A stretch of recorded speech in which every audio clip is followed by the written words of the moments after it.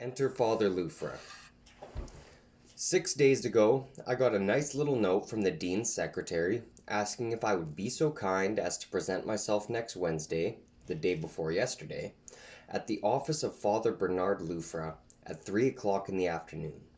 Well, now that was interesting. Dear Diary, I can tell you right off the bat that you don't know who this Father Bernard Lufra is, so I'll have to enlighten you.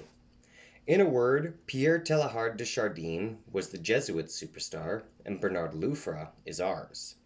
Teilhard de Chardin was a geologist and a paleontologist, and Bernard Lufra is an archaeologist and a psychiatrist.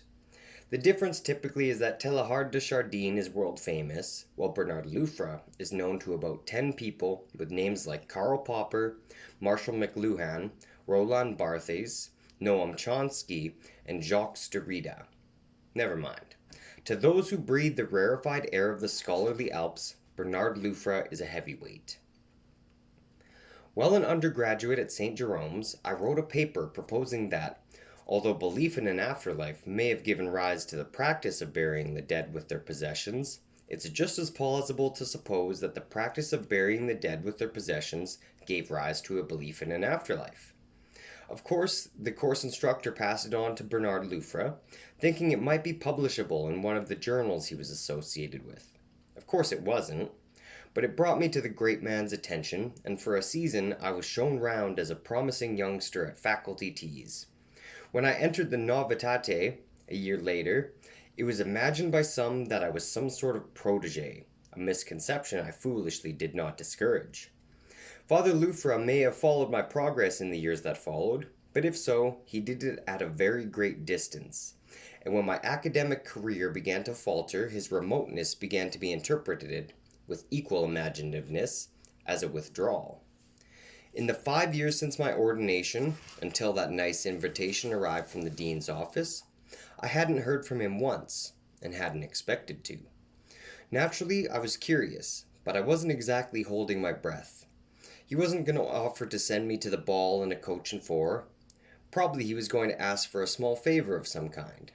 Maybe some folks at St. Jerome's wanted to know something about somebody at St. Ed's, and they said, "Why don't we have Father Lufra contract that young Father Osborne who works there?" No one would hesitate to ask me to do a bit of spying for the order if spying was needed. We've had our own private espionage network for centuries, and think of it as being not one whit less honorable than that of MI-16 or the CIA. We're quite proud of our intrigues, in a quiet way of course. During the last decades of Elizabeth's reign, for example, our English college at Rheims infiltrated scores of priest spies into Britain to keep the spirit of insurrection alive among English Catholics. Our greatest coup was achieved in 1773 when Pope Clement XIV was feeling some scruples about destroying his old friends the Jesuits. It was one of our own who showed him how to reason with his tender conscience and get the job done. The order is that our homeland, after all, and it would be taken granted, even in exile, I would never allow some paltry diocesan or parochial concern to supersede my loyalty to it. On the other hand, if it was something as simple as this, then a phone call would have been sufficient. The more I pondered the problem, the more intrigued I became. At Father Lufra's office. Nothing had changed at Father Lufra's office since I'd last visited it some 10 years before.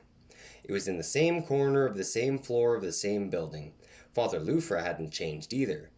Still 6.5 feet tall, as broad as a door, with a massive rough-hewn head that might have belonged to a stevedore or a trucker. Men like him somehow don't change much until they reach an age like 70 or 80, when they fall apart overnight and are whisked away. I've been around enough brilliant men to know that they're seldom brilliant in real time, and Father Lufra is no exception. He greeted me with unconvincing heartiness, made some awkward small talk, and seemed ready to beat around the bush for hours. Unfortunately, I wasn't in the mood to collaborate with him on that, and after 5 minutes, a dreadful silence overtook us. With the distinct air of someone biting the bullet, he said, "I want you to know, Jared, that there are many men in the order who know you're capable of doing more than you've been asked to do." Well, shucks, I wanted to say, but I didn't. I murmured something or other to the effect that I was gratified to hear this, but I doubt if I managed to keep every trace of irony out of my voice. Father Lufer sighed, evidently realizing that he still had some biting to do on this bullet. Deciding to give him a break, I told him, "If you've got a different assignment for me, Father, you certainly don't have to be shy about proposing it. You have a ready listener here." "Thank you, Jared. I appreciate that," he said, but he still seemed reluctant to go on. At last he said, rather stiffly, as if he didn't expect to be believed, "You will remember the special mandate of our order." For a moment I just stared at him blankly. Then of course I did remember it. The mandate about the Antichrist.